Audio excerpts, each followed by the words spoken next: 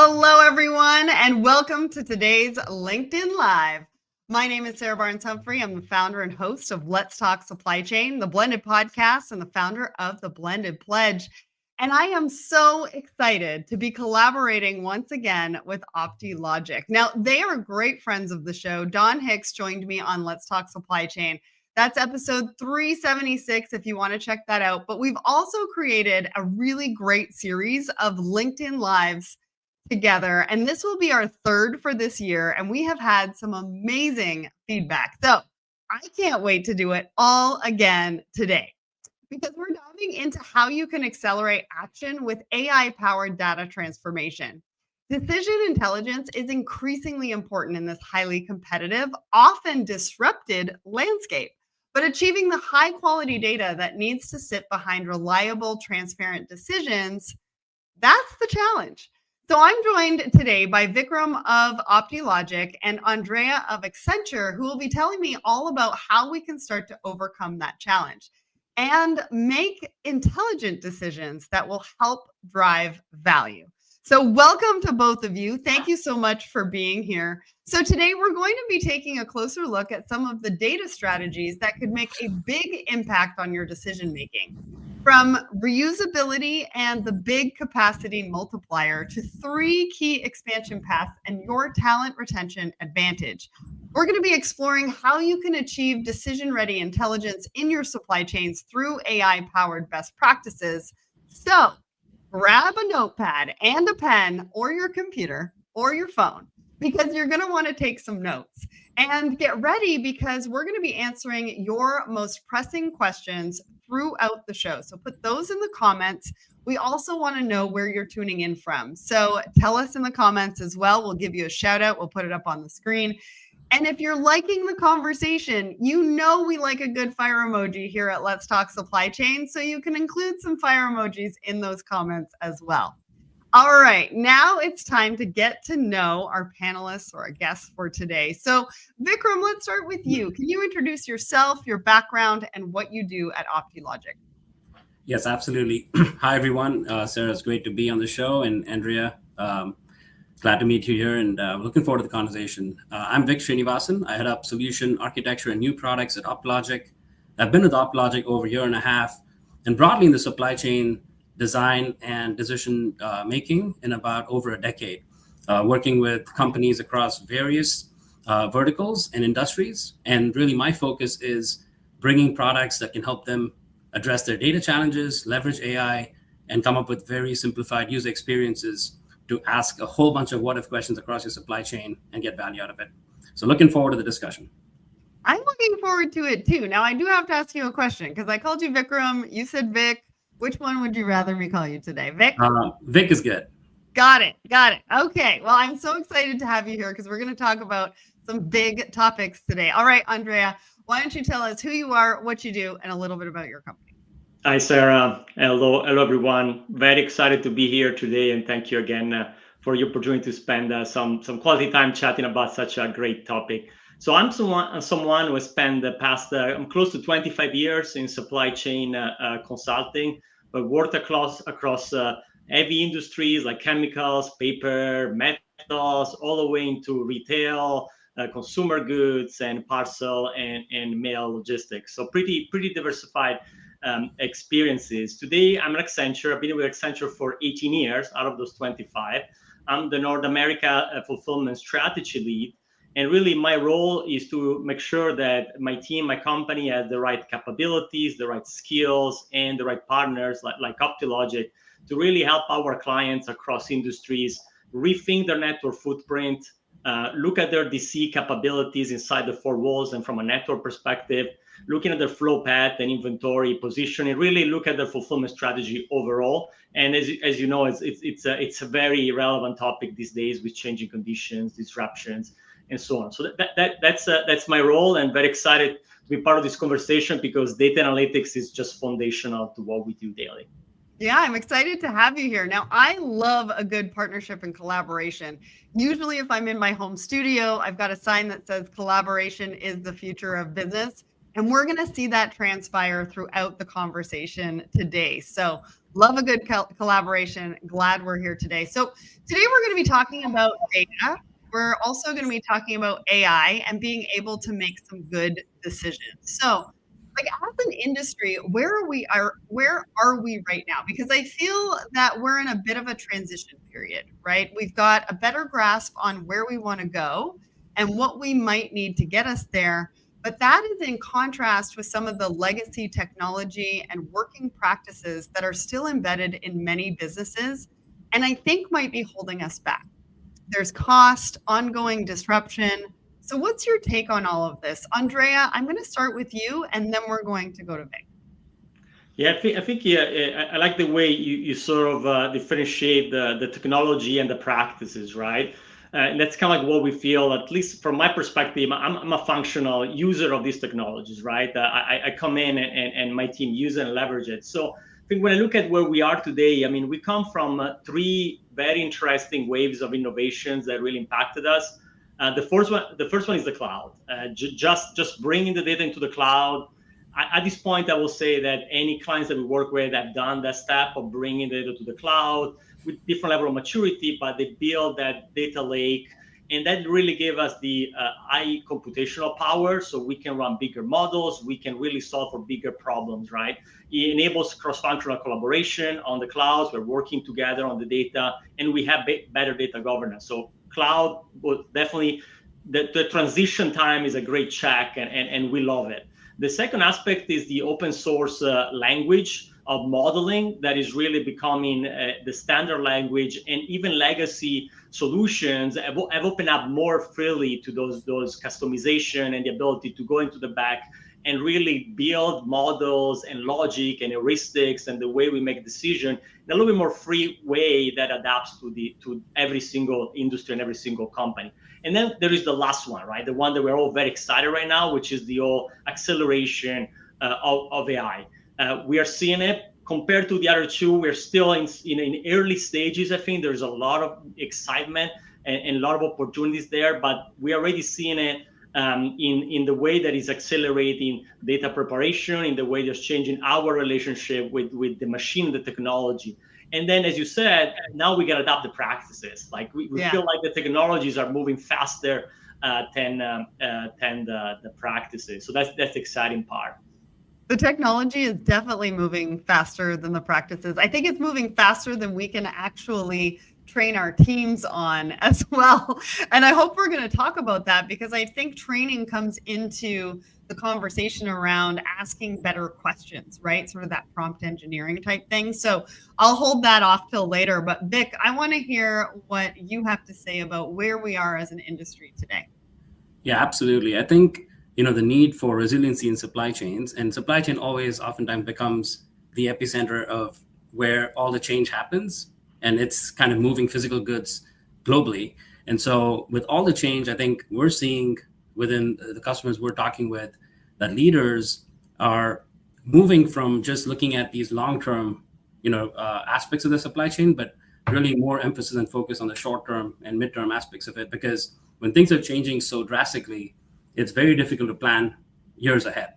And so the question becomes, how do I bring, the lines of what we call traditionally supply chain design, supply chain planning, supply chain execution, management, those lines are blurring. And how do we bring the right teams together to solve the problem in hand? And how do we do that effectively? And so that's kind of a new shift in thinking, and kind of breaking out the silos is where we see it. Yeah, I think you make a good point in the fact that how do we think long term and be able to plan for the long term when everything is changing so quickly? What does that look like? How do we ask better questions? So I love that we've set ourselves up with the fact that, this is where we are right now. These are some of the things that we have to think about and what we have to work on. Now, OptiLogic has said that we need to shift from occasional network studies to continuous, always-on decision-making. And that makes a lot of sense with what we have just been talking about, in the fact that everything's moving so quickly. So what does that mean? What has been the typical approach to decision-making, and where is that falling short in what we're doing today, Vic? Yeah. So if you look at traditional decision-making and the processes, they've evolved initially from more of the planning-driven approaches, which had more rigidity, and it was good for that. to now with all these changes, those batch-driven processes and having multiple sequential steps and dependencies don't really cut it, right? You have a whole bunch of variability coming into your supply chain. There's a constant need to bring in the new business context that you're seeing. And as Andrea said, it's moving way faster than the types of the way that users are able to respond to that. And so the batch-based, periodic, project-driven approaches are probably safe to say they're gone. And now it's more about how do we take the same set of people, but evolve and allow for automation in areas that need to be automated and bring the right skills and personas together. So we're seeing data scientists, data analysts, modelers, planners. There's not a lot of rigid lines between them, right? So in the past they were. And so another gap we saw was that the capabilities need to be self-serve, and it wasn't in the past, right? So to answer a question, you usually depend on 3 or 4 team members to get the answer. And now that is just not acceptable. And so we're seeing that as a major gap in the traditional processes and how we need to shift to be able to answer those questions faster, self-serve it, leverage automation when needed, and then come up with this capability and invest in the foundation so that you or anyone in your organization should be able to come in and ask a quick what if question and get an answer, just like you do it in ChatGPT, but for supply chain design and decision making. Yeah, well, and I also think that the sort of old school methods that we're talking about today, they're not going to help you sort of keep up with the pressure to be able to move fast enough in this constantly changing environment.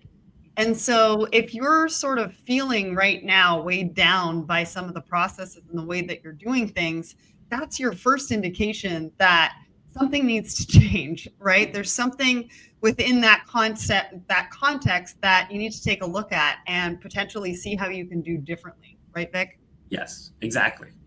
Awesome. We are having a great conversation in the comments, by the way. I think we're also talking about football, but I'm not entirely sure. I want to give a shout out to Mike DeAngelis, Mohammed, and Yathra over on my personal LinkedIn as well. All right, Andrea, I want to bring you into the conversation because I want to ask you, why should we be looking to achieve an always-on approach?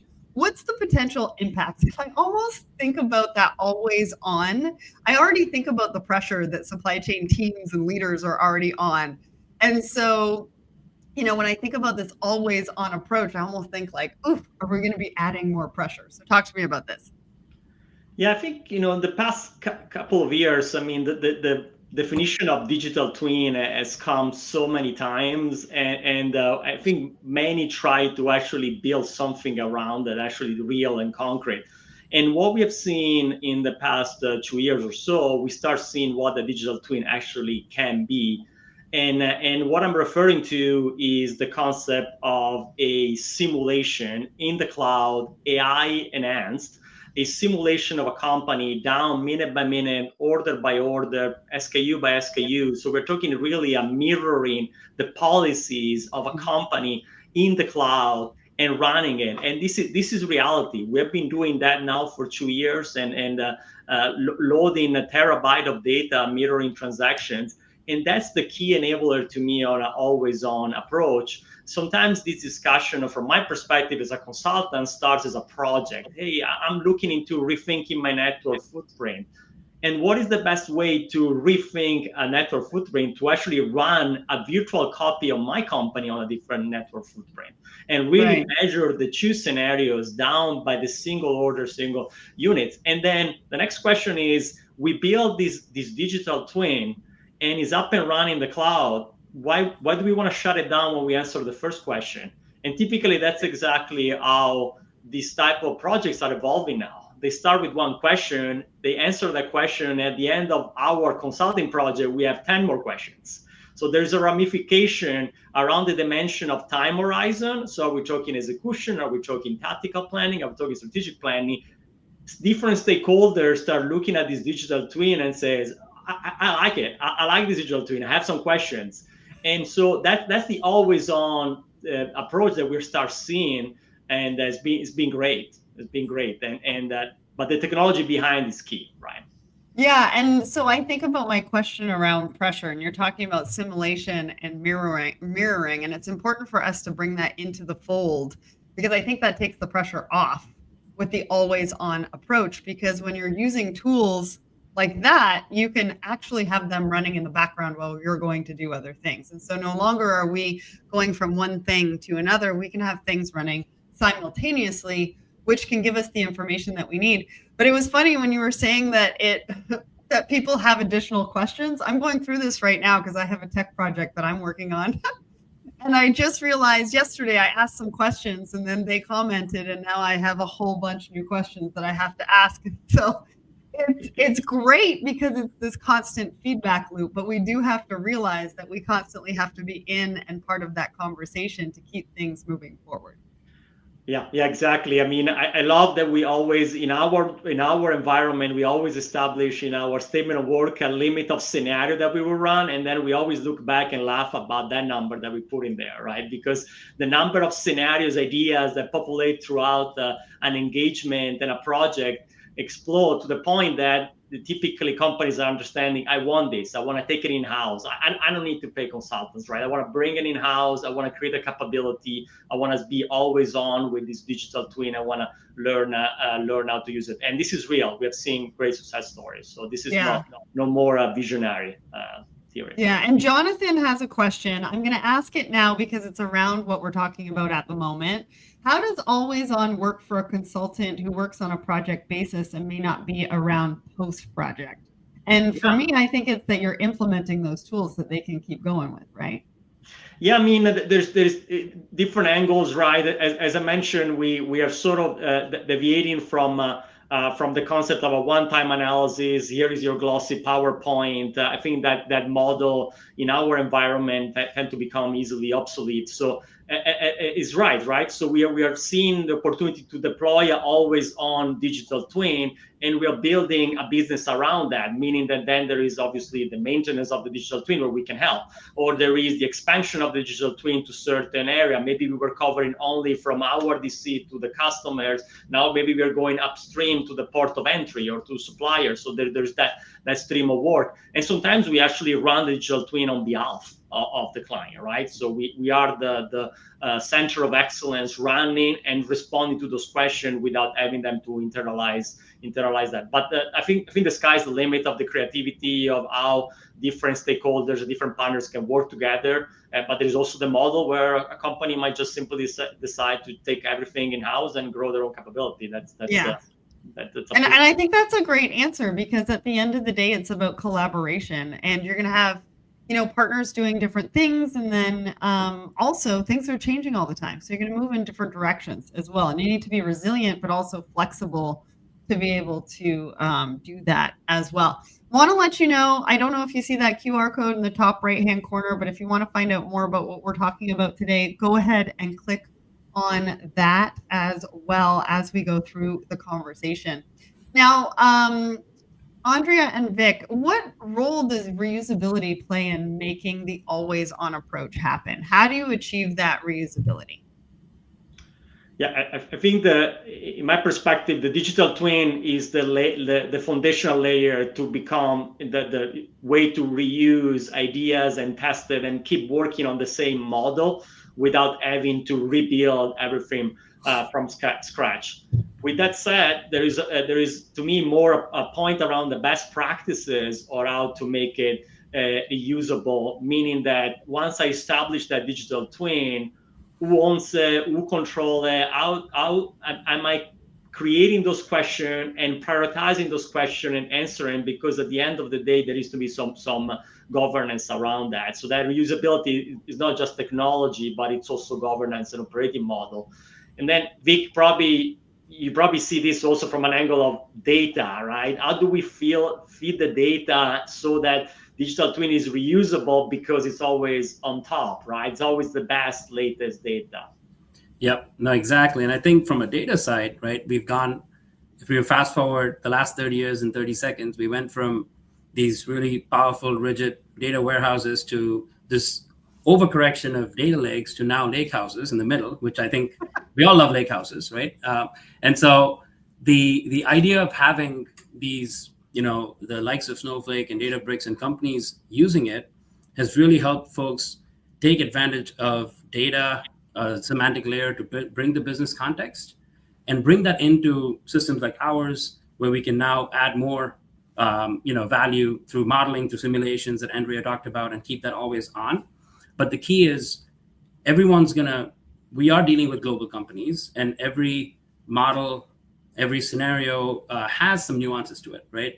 What is working in a specific country just in terms of how you define your modes and how you fulfill products, and what's that overall network footprint look like? There are going to be nuances. And so what we've seen in the past is everyone uses those upstream data sets, but they create their own siloed workflows, and that creates a spaghetti mess of various workflows, and you're not able to compound the value of your teams. And so the reusability part really drives what we call composability. And what I mean by that is with AI, what we see is you can have AI help you standardize a lot of those things. It can document more things for you. It can automate more things for you. And so gone are the days where you're working in siloed desktop applications. You're in one central a cloud environment, and let AI help you with the pieces that humans are not the best at, and let humans stay in full command and control in terms of bringing the best business context, asking the right what if questions, layering the deep insights that we're the best at. So that's kind of how I see reusability starting to take off with cloud centric and AI driven platforms. Yeah, such a great response. And I think, if we think about creating these scenarios and how do we use them in other places too, right? That's sort of that reusable aspect, is how do we take some of that data? How can we use it over here? But then also, how do we bring it together for collaboration? So on our last LinkedIn Live, Diana Orrego of Sancora talked about some of the challenges with data, and she shared that data preparation can consume 80% of the overall time on a new project, which is so shocking. I was so shocked by that number in our last live. Vic, can you talk to us about cutting that data preparation time down? Why is that so important? Yes. So let's talk about why is it 80% to start with, and then we talk about why that becomes so important. These data sets, as we said, in a really perfect world, I would love to have all my data curated, cleansed, ready for modeling. And that's just never the case, right? There's data discovery, they're in different systems. And, now with AI and all these other capabilities I talked about, this is actually skyrocketing. There's more and more data available, and you need to find those, right? And there's identifying the data, cleansing it, building in the supply chain context, transforming it to models, refreshing those models and building those models, and then asking as many what if questions. And what we're seeing is the time is going up even more because we're constantly changing the question, the scope, the inputs to the model. They're not static anymore. They're highly dynamic.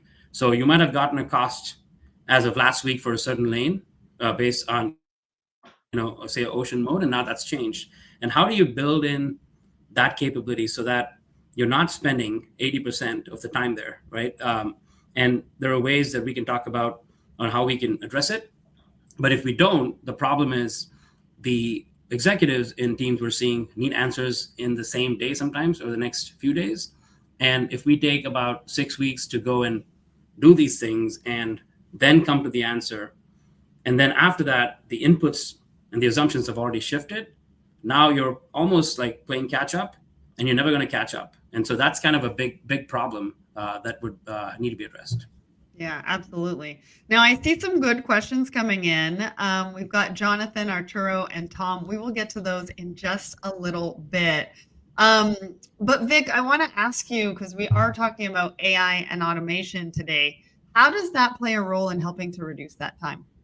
Yeah, that's a great question. So AI is not going to automate everything. So that's the good news. But also the good news is it's going to automate really important parts that, end up costing a lot of time and effort for us. So the areas we see AI really play a big role is around the upstream raw data cleansing. So quickly identifying the data. You always, when you get a data set, you're looking for 25 to 30 different things. Andrea's probably done this in every project. He knows what those are. agents can do all that for you. It can be dynamic. A field could have the same city spelled differently or a country represented as USA or United States. It doesn't matter. AI will figure all that out for us. It can get us very quickly to a point where it's mapped that data, it's added the context, and it's built a model for you even. And then the next question becomes, okay, now that you have that, you're asking all these what if questions. As Andrea said, a very important point, we would scope out 6 scenarios, 8 years ago and say, this is the scope of the project. Today, we're seeing users run hundreds and thousands of scenarios. And the reason is because you could use AI to sift through the output and serve up only the ones that you need to focus on, right? So you're not having to go and manually go into databases and tables to understand everything. It can do a lot of that, cleanse up what needs to be focused on, serve that up, and then as end users, we see people get more value out of it. So raw data, model building, automation, model output analysis would be critical areas. Well, and Andrea, I want to bring you into this part of the conversation too, because I think it all depends on who's also interpreting sort of the data that comes out of the output. So what impact can that have in terms of a team's strategic output and who's looking at it and how they're using it? Yeah, I agree. I think there's a couple of aspects of using AI to actually open up to different skill set inside the team that previously what we're seeing is that the whole data preparation, data cleansing was always contained to the wizard, right? The single individual, sometimes or few individuals that really know the data, understand the data, what it is, what it means. I think that's a great opportunity now with AI to actually be augmented and being able to ask questions of what is the data structure? What does this field mean? Can you give me an example? So the natural language relationship with database help us coming in from the outside help us moving faster and not having to rely necessarily to the single wizard, really person that owns that knowledge. And then obviously there are layers, right? Some questions will always go to the human expert, but we might be able to tackle and move fast from that standpoint. So there is the actual manipulation of the data, but there's also the understanding of the data that really can move us faster. And overall, as I was listening to this, I was thinking, at the end of the day, we're talking about speed, right? So we're talking about speed to prepare scenarios, but we're also talking about speed to start this journey. So when we talk about digital twin, a virtual replication or simulation of a company, half of the executives tend to fall off the chair and says, oh, this is going to be an enormous project, multi-year, multi-million. But actually, if we keep getting better on that data preparation, as Diana said, I don't know if you're going to always remove 80%, but there is a big portion of that work of setting up a digital twin that it's all about data preparation that we can cut very short and make these projects, just creating this capability way faster and make it more affordable for companies. Yeah, I think I heard a sigh of relief collectively when you said that. Because we talked about pressure earlier, and then you talked about how we can reduce that time and, how we do need to speed up, but to slow down at the same time. And I think a lot of people do need to hear that. And also the taking on of that project, from a cost perspective, from an output, from an obligation, what that looks like. So OptiLogic, sorry, go ahead. Consultants are optimistic, by the way. So they will always be. I love that. Optimism is always good. So OptiLogic has talked about 3 expansion paths or value multipliers. Can you talk to us about these proven paths to ROI? Because of course, what we're talking about today, everybody wants to see that ROI, but I think ROI means different things to different people. So Andrea, what do you think?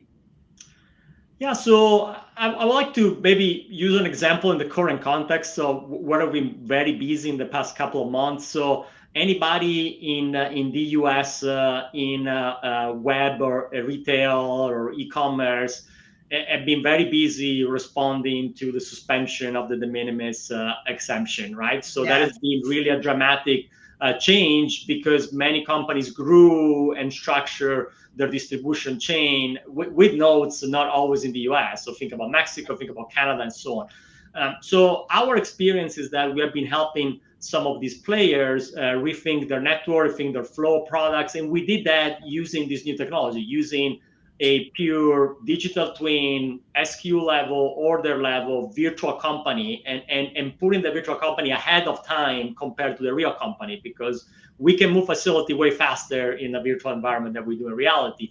And when we think about ROI, this is where we're seeing really the tangible result and the satisfaction of our counterpart executives, because we were able to bring together point of views of legal duty structure. You have to structure your inventory silo here, create a bond inventory there. That type of design that is designed more from a paperwork, right, and legal flow. We brought that expertise. And then you bring more the classic supply chain net landed cost analysis. But what we were able to do by bringing all of this, we found out things that in the past were impossible to really measure, like fill rate. How is fill rate changing if we create different silos? If I stop sharing inventory between Canada and the US, what does it mean from an exposure of products to my customers online? Those usually typically tend to be very theoretical, very institutional knowledge. Well, I mean, if we reduce, probably we're gonna. Now we actually simulated through Monte Carlo simulation, and actually we demonstrated that the number one problem in all of this was not necessarily logistic costs, not necessarily some of the duties, but was the impact on fill rate, actual losing sales. And so that's, to me, it's huge. That's the ROI comes from those analyses that in the past were very, very hard to do, very, very hard to come out with a result that everybody at the board level can actually buy into it. And it says, okay, how did you do that? How did you estimate that fill rate, right?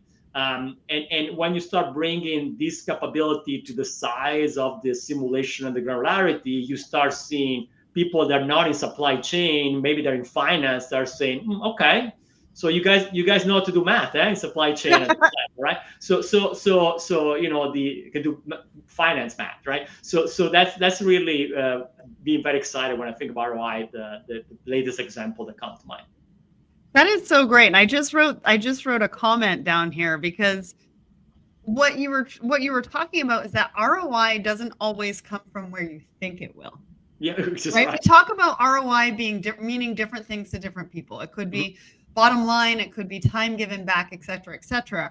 But the other layer to that, and what you said, was that it might not always come from where you think it's going to come from. You might think it's going to come from one area, but when you run these simulations, you run these scenarios, and you're able to collaborate internally within different departments, it's really a light bulb moment for everybody.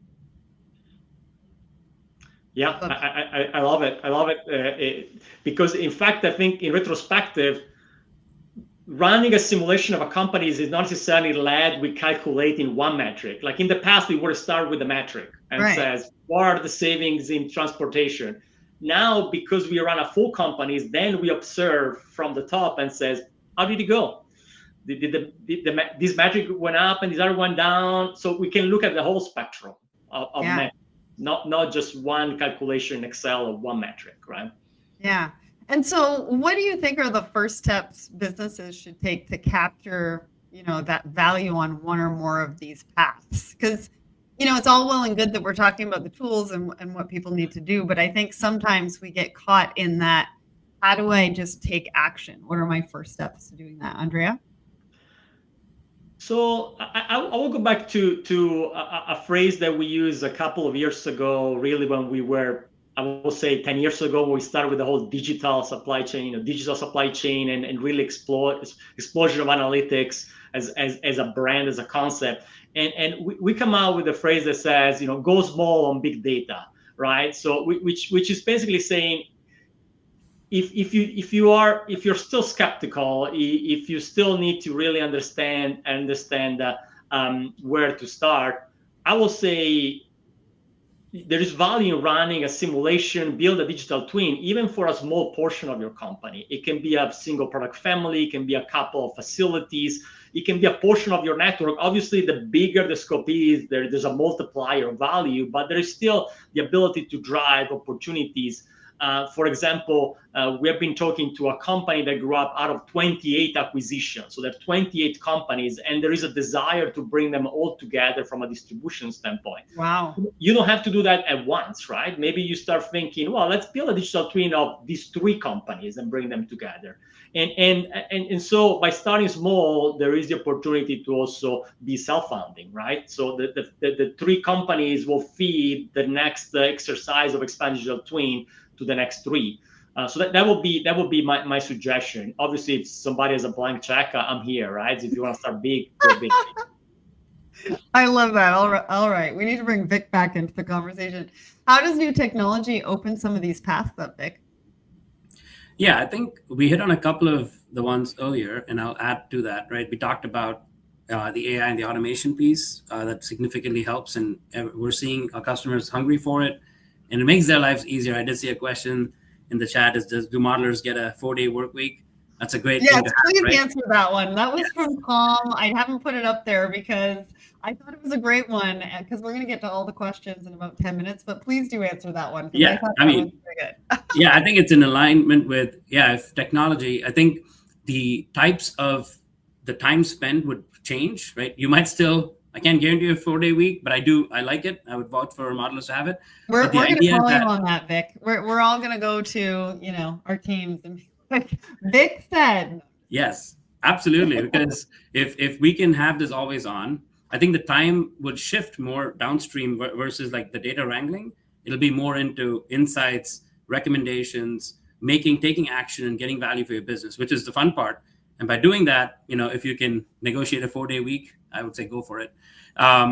So from a technology side, we have AI that can do a lot of the work we talked about. But what's also interesting if you kind of take a step back and look at, in a supply chain, the various actors that are involved in making a decision, all the way from the executives asking the question, the teams that go on and build these digital twins and models that Andrea talked about, getting input across logistics and inventory and all the different teams, and then going back with an answer. And then it's either in a PowerPoint or a BI dashboard that executive consumes. I think that made sense in the way the technology was and how the landscape was. Mm-hmm. But if you look at the expectation, and I'm talking from the modelers, from the planners, from the executives, we all use ChatGPT. I think the chat box has unified our user experience, right? And the expectation is I should just be able to go and ask a question. I don't have to go hunt this down. I don't have to drill down 20 reports. I don't have to call Andrea and say, hey, can you run this extra what-if analysis and update the dashboard so I can see it? I should just talk and ask, what is the impact? Which product line should I worry about? When should I, go from 2-day shipping to 3-day shipping? What is the impact of these things? Now, the models have already been built, and so technology can help you with it. But I think a nice user interface is the unifying interface of chat, where users and executives any persona can interact, get answers. And some of it might not have the answer. So it might say something like, let me run this model for you. Or maybe it's going to do like ChatGPT saying, can you give me more details and assumptions and clarify? But that is where I think in a cloud environment with AI and models set up and digital twin setup and the chat unifying experience, it makes it really easy to be able to at least start exploring and answering those questions. Yeah, but I think that also comes down to how you ask the questions, right? I mentioned earlier about prompt engineering. I think we do need some training for teams and leaders to get on the same page as to what those good questions are, and how we're aligned as a culture and a company on what that actually means, because there's interpretation of that data, right? You were talking about that PowerPoint going to the C-suite and then their interpretation of that without giving any context, right? And we're away from that, but there's still interpretation. There's still some bias that can be put into play. And so I just want to just give that a call out, in the fact that we do need some training around asking those right questions. Yes. To make sure that we get the results that, not necessarily that we're looking for, because it's not always going to be exactly what we want. We want it to tell us everything that we want it to look like, but sometimes it'll give us scenarios that we may have some bias in, and we need to make sure that we don't bring that into the interpretation. So I think that's important. And just on that one, right, it's a very good point, is like these become tools and enabling capabilities, but I still think the kind of space we're talking about, human in the loop decision making, is what we're talking about, right? So we do want, like you said, the system prompts and the prompt engineering, that training and getting more folks access to that, but also demystifying the assumptions and having experts in the room to clarify things and add the value to it. Because you have to take AI with a grain of salt, right? And that's why I think the human in the loop is going to be very important in these experiences versus everyone just in their own rooms getting answers and making decisions in a siloed way. That also is a dangerous play. It's about how do we all come together so we're talking the same language. Yeah, so true. Now, I want to get to the retention part of this conversation because you just talked about the human side of things. So let's get to that. And then in about 5 minutes, we're going to get to all of your questions. We've got some really great questions in there. I want to give a shout out to your logistics coach over on Instagram, who's watching it over on our Instagram, which is awesome. So we're going to get to those in about 5 minutes. So if you do have any questions, make sure to put those in the comments because we do want to get to those before the end of the show.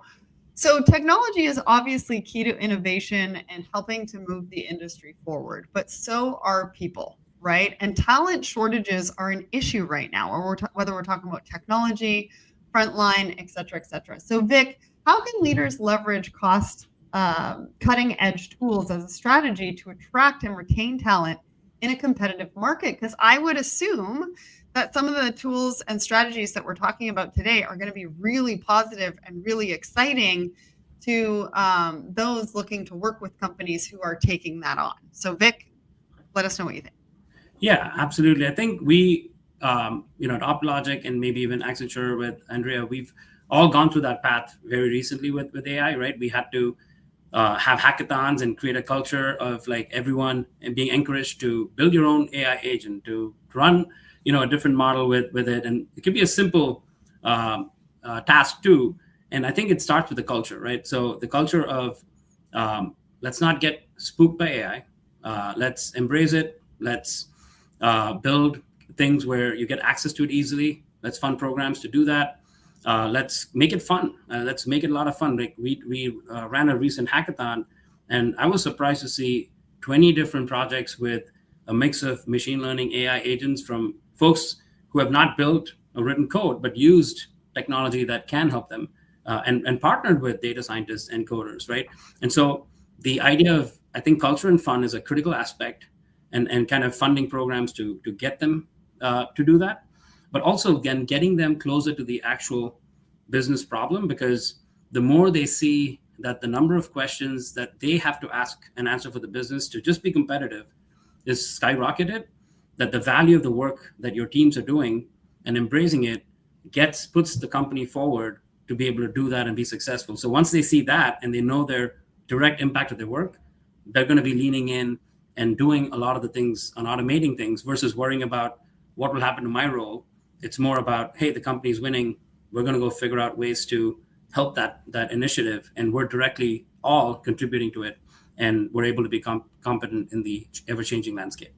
Yeah, I think one important point to note, though, too, is that we want to make sure that we give everybody the opportunity to test and fail fast, right? If we're asking the wrong questions, we need to tweak how we're asking the questions or things like that. I think we need to make sure that it's a safe environment for people to try things out, see what works, what doesn't work. And that's a different, sort of mindset and culture. And I just wanted to call that out because I think if we are going to retain it, it's exciting to have these tools. But we also have to have the culture and the environment because any transformation is only 20% technology. So Andrea, I want to bring you into this. How can what Vic is talking about be translated to competitive advantage on a business level?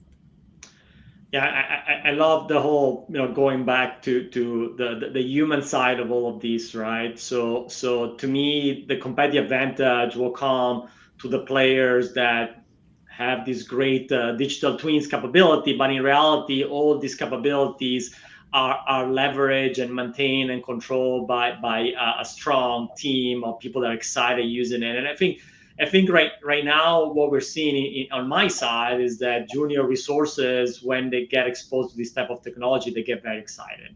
And if they can find a way to learn and train on it, they just go through all that material very fast. They're want to really be part of this sort of AI-driven transformation. So to me, the competitive advantage will come to the company can really bring that team, successful team that can very fast, very independently set up these capabilities, build the agents, analyze these scenarios, and help the leaders make decision faster. To me, comes from that core team. Yeah, absolutely. Just a quick reminder before we go to all your questions, the QR code in the top right-hand corner, go ahead and give that a click because you're going to want to go and learn more about DataStar and some of the things that we've been talking about today. All right, Arturo, Andrea, how do you set the scope of digital twins? The more complete, the more challenging to maintain. Yeah, I think the definitely I will say the scope can be pretty broad. At the end of the day, we have done digital twins all the way from the supplier door in can be even offshore all the way to the delivery points. And I think really I will start with the use case. Rather than worry too much about the complexity. The complexity at the end of the day will be automated, and even with a little bit of effort can be automated.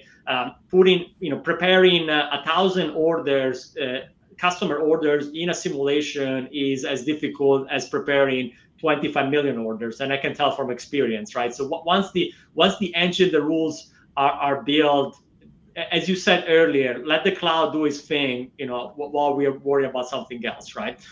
So to me, the key is about setting the boundaries, what the use case is and where really the value is. If certain decisions are pretty much fixed for now, they're not going to be changed for some time, then there is no need to extend the digital twin in areas that, for whatever reason, are not addressable or not a priority, and that can help a little bit reduce the size of the problem and the maintenance and so on. So I will be business led more than data worried. Let's put it that way. Okay, that's a great question. Thank you so much, Arturo. And then we've got Haley. Can machine learning or AI help fill data gaps? For example, transportation rates or inventory holding costs. Vic, that one might be for you. Yeah, absolutely. We definitely can leverage machine learning, AI, and a whole bunch of capabilities to fill data gaps. We are actually working on a few of these AI agents that do exactly that in terms of transportation rates and inventory holding cost and others. The key here is that there will be assumptions that you would have to make, but when you can leverage the data, say a transportation rate cost that you want to try for a new lane that you never shipped, and you can't go to market and get the rates yet. There's a lot in the current data that we have and data outside that we can marry to impute those costs, to use regression and machine learning capabilities to find those costs for us. And also use AI to go and scrape and fetch the cost for us in areas of sources that we have available and access to as well. So definitely an area that we're seeing a big uptick in requirements around filling data gaps, imputing costs, and getting us to a quick, feasible model without driving to perfection from the get-go. Awesome. Great question, Haley. And if anybody else has any other questions, now's the time to put it in there because we only have a couple more minutes to be able to address those. Now, Tom had a question about dynamic Google Docs with multiple people inputting. Can it be used as an input versus static Excel docs? Vic, is that one for you, or maybe it's for Andrea? I'm not sure. Yeah, I can take a pass at it, and Andrea, feel free to chime in. Okay. So Google Docs, absolutely, right? Direct connectors to Google Docs. Everything is in the cloud, API integrated between Google and our platform. And so I love the idea, Tom, of like users, multiple users. That's a critical word there. Like instead of having your own Excel workbooks, multiple users in Google Docs, having different sheets, and being able to push or publish their or commit their data back into a model is definitely what we offer and able to support. And we're seeing users do that. And then moving it back, right? So if you need to disseminate that information to a wider audience, you can take any aspect of the model output, simplify that in terms of what you really want to hone in on. If it's a product manager who cares only about a certain category, or an executive who wants to see the overall OTIF or the cost impact, you can simplify those and kind of disseminate it back through Google Sheets as well. Awesome. Andrea, do you have anything to add to that? I think anything that is cloud based and collaborative will always be the static files. So for sure, I will always lead toward that direction. And in the case of OptiLogic, actually collaboration on tables can be done directly into the platform. So we do that quite daily. We have teams working on the same model, on the same table, on the same platform. Absolutely, I mean, to me, it goes back to that revolution of the cloud. Let's all work together on one single data source. Yeah, I love it. No longer are we downloading and uploading and asking each other what version we're on, right? Yes, we don't want to do that anymore. No more static files and attachments, please. We absolutely don't. All right. So to wrap up, I've got a couple of questions for you. I want to look into, listen, I don't think any of us have a crystal ball right now, but I do, we're at the end of 2025. We're heading into a brand new year. What do you think teams should go into 2026 doing or thinking about, or maybe taking first steps on? Andrea, I'm going to ask you first, and then Vic, I'll have you follow up. I think from a supply chain analytics perspective, we have to balance the wave of solutions that keep coming at us, which is great. So there's a lot of startup, a lot of ideas, but it can become overwhelming, right? So I think balance that and being able to filter out what is real and what is still sort of try to be sorted out and play the wave of AI. I think is going to be the biggest challenge of 2026. In my position, as I mentioned, I'm an observer of potential partners, potential solutions, and we see new companies doing things like every other week, new brands and so on. So I think that can be challenging. So I think balancing the discovery piece, because we all know that there is sort of a gold rush in the AI, and we're going to see some very cool things coming out for sure. But on the other side, don't be overwhelmed by the river while you're looking for the gold, right? Just try to find your little pond. Yeah, the peer pressure, Andrea, I think is what you're getting at, in the fact that things are moving really fast, but you want to make sure that you're not overwhelming yourself and your teams. And I think we're all kind of guilty of that, no matter what industry we're in. There's so many great things that we can do and offer and make an impact. And it's not with bad intentions, it's with good intentions. But sometimes we get a little bit too far ahead of ourselves. Yep, absolutely. All right, Vic, what do you think? Yeah, I think, 2 points, right? One is going back to that culture. Like, change is hard. It's going to be difficult. Sarah, you said, like, the environment to fail fast, safely, it's okay. But take that first step. Embrace it. There's a lot it can do, and there's a lot. We are in the human in the loop decision making. So we still would have to provide the necessary context and help. But there are a lot of AI agentic work that is happening. And I would say, embrace it. Take a small problem and start with a team and bring a cross-functional team. That's the critical piece with different skill sets. And AI helps you do that. And then in terms of the value itself, like, pick a high-frequency, well-known use case, and then start with that, right? Because we could go after many problems that serve up, but really pick the one that, you have a good amount of data for it. People are aware of the context in it, but it's highly valuable to automate and get there. And that would unlock a significant other set of projects. Just like we talked about, one question unlocks 25 questions. One successful project will unlock 25 more initiatives. Good problem to have, in my view.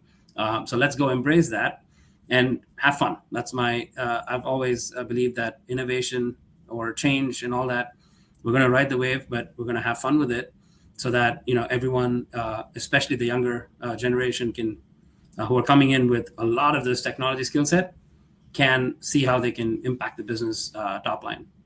Vic, you're speaking my language. 4-day work week and having fun while you're working in supply chain. I mean, who doesn't want that? Yes, absolutely. All right. We got one more question for each of you. What advice would you give to leaders looking to leverage AI in the most effective ways to accelerate action and make better decisions. Before you say anything, I think for me, I really want to put the emphasis on training and making sure your teams know how to use the tools and ask the right questions. And I hope I didn't take your answer, but I really wanted to jump in there with that one. Andrea, we'll start with you, and then Vic will end with you. From my perspective, I keep repeating the phrase of don't let perfection be enemy of good. We often discuss about these capabilities with companies, and one of the first answer is our data is too bad to do something like this. And while there is no harm of continuing the data journey, and that's very complex, it can go all the way into ERP transformation and so on. What we typically discover is that concern really covers 20% of your data, but there is a core 80% that doesn't stop you to run your business, right? I mean, your business is running, you're fulfilling order, you're serving clients, so you do have the data that you need, and you do have some gaps. And so what my message is always, let's look into it. You might want to start experimenting, start understanding what these technologies can do for you, because maybe you are making too many decisions based on institutional knowledge. You can have more help from data, and it's never a 100% data, will never be, but maybe you're a little bit more relying on intuition rather than be data driven. So that's my message. Yeah, progress over perfection, everybody. All right, Vic, last word. What do you have to say?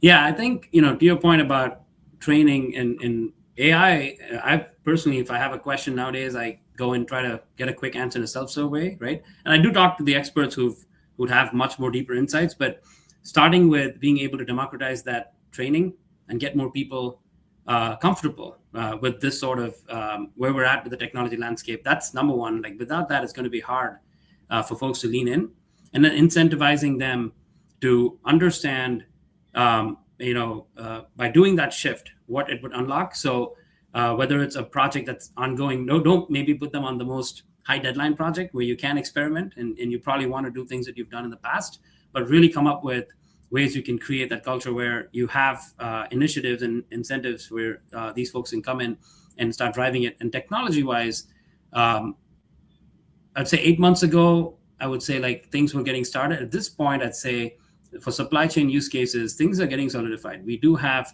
a lot of ways to jumpstart you into these processes. You don't have to start from scratch. Gone are the days where you have to go figure everything out and start from scratch.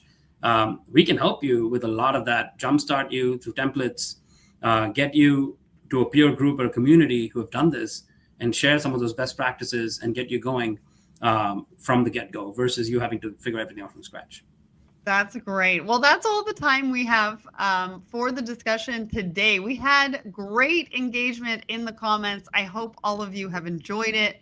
Thank you so much for joining us. We still face so many challenges as an industry, but I think it's been really great to hear how organizations can make better decisions and drive value. I think by evaluating more options and leveraging transformed infrastructures and new technologies, not only can they make better decisions, but they can make them at speed and scale. And that really is priceless. So if you're looking for a partner to help you leverage powerful data strategies so you can shift from occasional network studies to continuous, always-on decision-making, check out optilogic.com. Make sure to grab that QR code before we go. I want to give a big thank you to Vic and Andrea for joining me today, and to your teams for making this happen, to my team in the background as well. And I cannot wait to do this again. So I'll see you all again soon. Bye, everyone.